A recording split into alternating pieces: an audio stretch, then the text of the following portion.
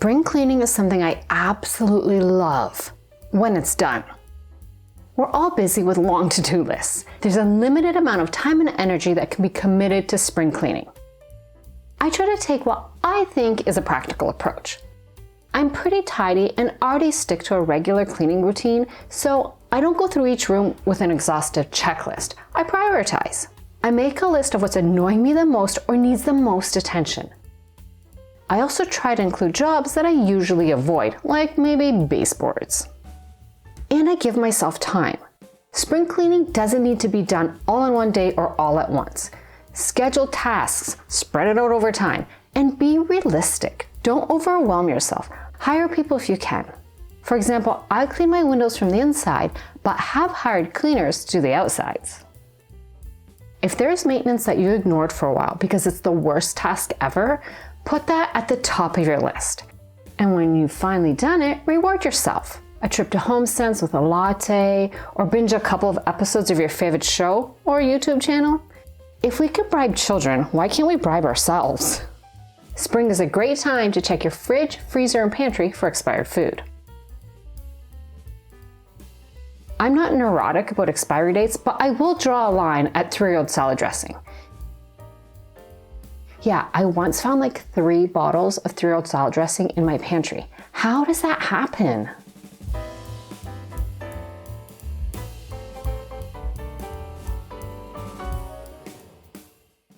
I feel like spring cleaning is supposed to make the house feel lighter and fresher.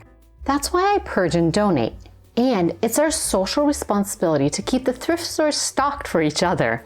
I'm ever grateful for all of you who purge and donate. I spent a good amount of time and energy purging our storage room.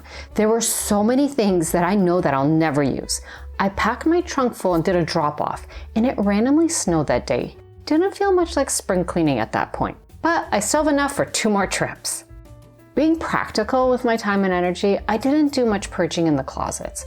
That's for next spring, I guess. Part of that lighter and fresher feeling is getting rid of winter or things that make me think of winter. I swap out heavier and darker pillows with ones that are lighter in color and fabric. I also put out less pillows and less blankets. During the winter, I keep blankets everywhere. Those I just put away in a basket for the spring and summer.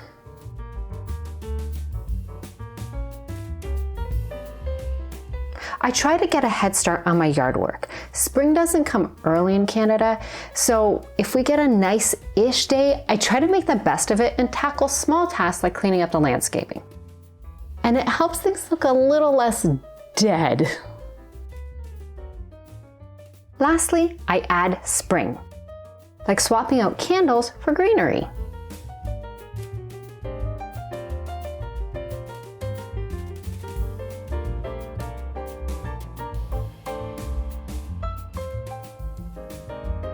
I wanted to brighten up the kitchen and found this print on Temu for $4.49. It's 11 by 14, so I could cut it in half and have 2 5x7s for $2.25 each.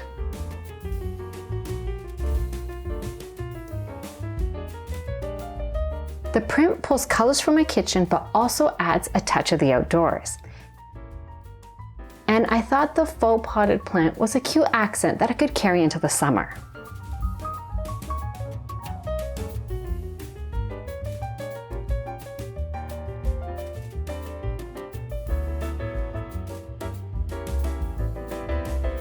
To me, nothing says spring like gardening, so I started indoors.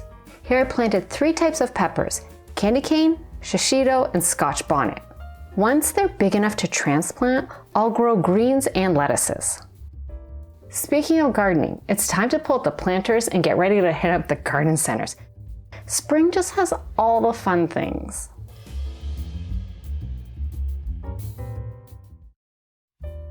I might not have given my house the Swedish death cleaning treatment, but it's cleaned, organized, and I still have energy and time to enjoy it without collapsing. It feels great crossing off spring cleaning for 2024. Now I can put my energy into enjoying the fun things. If you haven't already, hit that subscribe button to help the channel grow. If you have, give this video a like, which also helps with the channel. Thanks so much for watching. Happy spring cleaning. even if you are a hardcore death cleaner. And I'll see you soon with another project. Bye!